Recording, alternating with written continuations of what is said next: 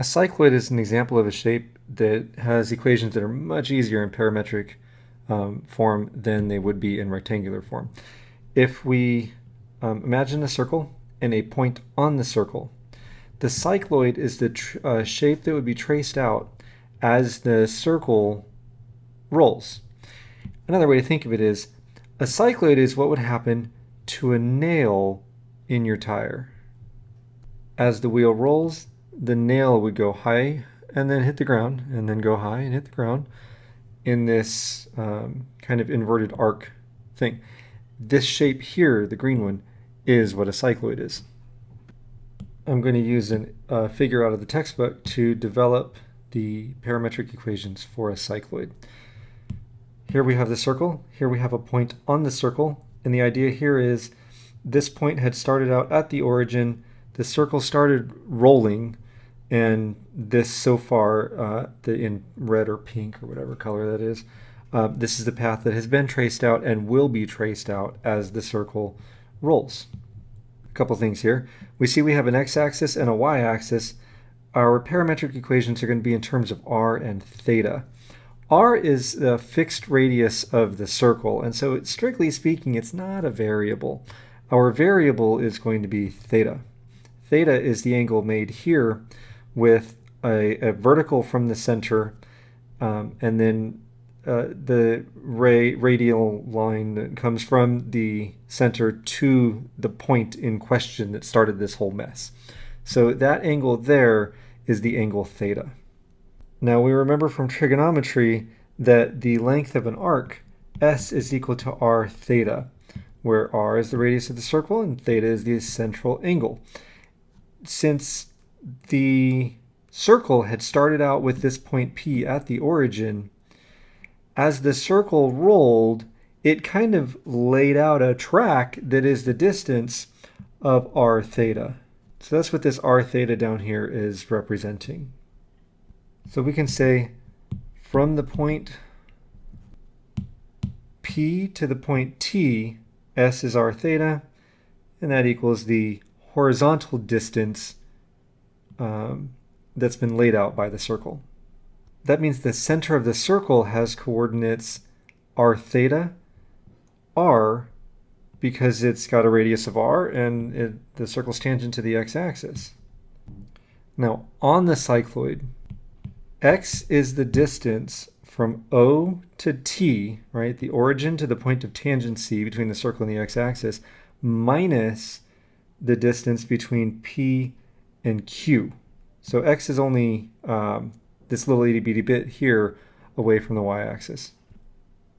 But the distance from O to T is r theta, and the distance from P to Q, well, we'll get to that. In relation to the angle theta, the segment that connects P and Q is one leg of a right triangle, and it is the opposite leg of the right triangle formed with a hypotenuse of r. And so we have here that the sine of theta is equal to the distance from P to Q divided by r. Therefore, PQ is going to be equal to r times the sine of theta. I know we're used to x being our cosine of theta, but this triangle is oriented such that x is associated with the sine.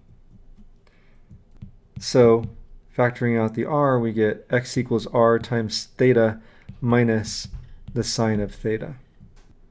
For the y-coordinate, we've got that the y-coordinate of the point P is the vertical distance from the x-axis, and it's going to be the distance from T to C minus the distance from Q to C.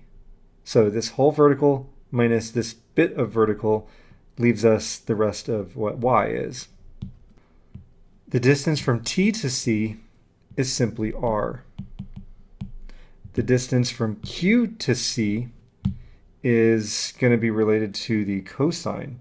As it turns out, the cosine of theta is equal to, now according to theta, it is the adjacent over the hypotenuse. So the cosine of theta is the distance between Q and C divided by r, And so the distance QC is replaced by r times the cosine of theta.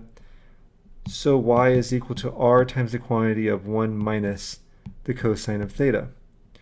Putting these together, we get that parametric equations for a cycloid are x equals r times theta minus the sine of theta, y equals r times 1 minus the cosine of theta.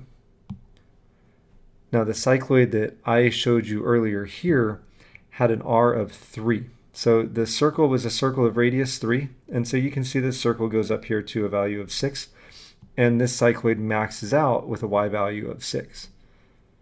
But it's really important to note that r here is intended to be a constant. Theta is the variable. And I think it's worth showing you that in order to graph this, I used GeoGebra's 2D graphing tool. And in order to graph parametric equations using the graphing tool, we enter the equation that gives us x and the equation that gives us y. We enter it as an ordered pair. So here I have parentheses, and then 3 times the quantity of theta minus sine of theta, comma, 3 times the quantity of 1 minus cosine of theta, and then end the parentheses, and hit enter. And notice it only graphed one arch of the cycloid. That's because it's got a built-in limitation on the value of t. And you can see here, or I should say theta. We can see here that theta is going from 0 to 2 pi. So if I want more arches, I can just erase that 2 and make it an 8 pi, hit enter, and now I have, well, if 0 to 2 pi gave me 1 arch, then I'm going to have 4 arches here. And you can see them here. It's the GeoGebra 2D graphing tool. Link is available on my website. I'm currently, though, using an app that I found on the App Store. Type in GeoGebra. It's all good.